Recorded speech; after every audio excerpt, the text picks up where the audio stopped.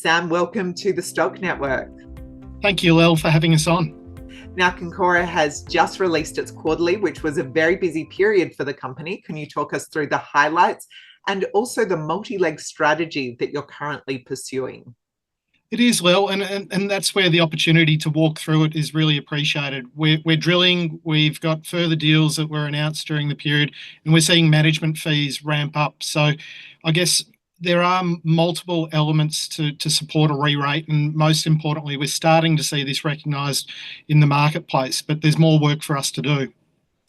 Okay, now during the quarter, drilling occurred at 2 projects, fieldwork recommended at another with drilling shortly expected. What developments have you made over the quarter through your new asset level partners?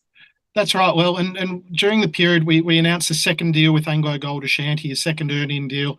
We're still drilling at our first deal. We're on hole 16. We get a 10% management fee from operating that project. We did a ground gravity survey that identified more targets. There's an exploration update that's due relatively soon for that. So we're getting on with drilling. The second deal with AngloGold supports the longevity, and there should be some more details of what that program looks like in due course. Our partner Earth AI also was drilling. They drilled a 5th hole at our Kundumble project. They've done some further geophysics. We're expecting to get an update from them shortly, which we'll provide to market.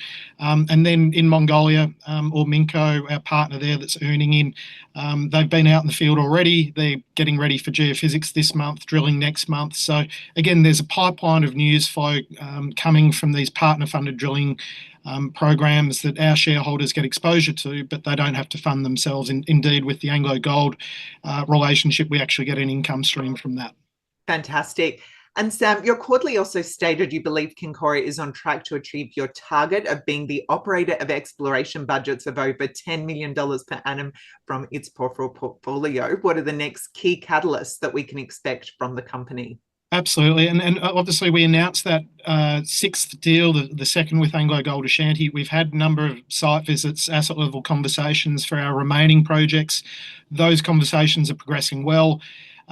With, I guess, what we're expecting this field season with AngloGold and where these conversations are leading to, and we're expecting further news flow and deal flow in the near term, we feel that confidence to come out publicly and talk about this internal target that we've got of $10 million a year of project funding that we're managing, that we're getting a management fee for, which would get us to a self-funding model, which is pretty unique in the exploration stage, where you have that amount of drilling that's being done in partnership with majors who are looking for new globally significant projects and discoveries, and you're aligned with shareholders not being diluted at the listed company level with those management fees.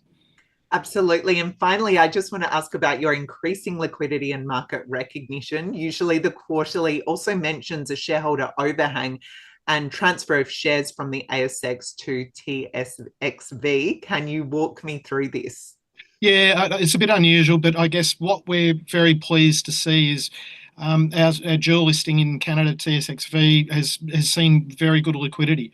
We're looking to re-engage with that marketplace, and this prospector generator model is more familiar in that Canadian marketplace. And indeed, we've got a fantastic direct peer there with Inflection Resources that's drilling adjacent to us at Nyngan. It's got the same partner, AngloGold Ashanti, similar targets, and that's 3 times our current market cap. So going out there and this prospector generator model being well recognised in the Canadian marketplace is being reflected in our liquidity. We've seen a significant amount of shares transferred from the ASX being funded onto the TSXV, where that market we've traded at a premium. We've also seen very good liquidity on the ASX, in part from a former larger shareholder exiting that position. They've closed that fund that we've been held in, and that's been, I guess, a significant amount of shares traded through. From looking at the computer share reports, that balance is pretty much immaterial now, and we're just working through the very much the tail end of that. So it's been great that that's been an opportunity for new shareholders to come on the register, and with the foundations that we've got in place with drilling, further deal flow, management fees increasing, we think it's a really exciting opportunity going forward in the near term.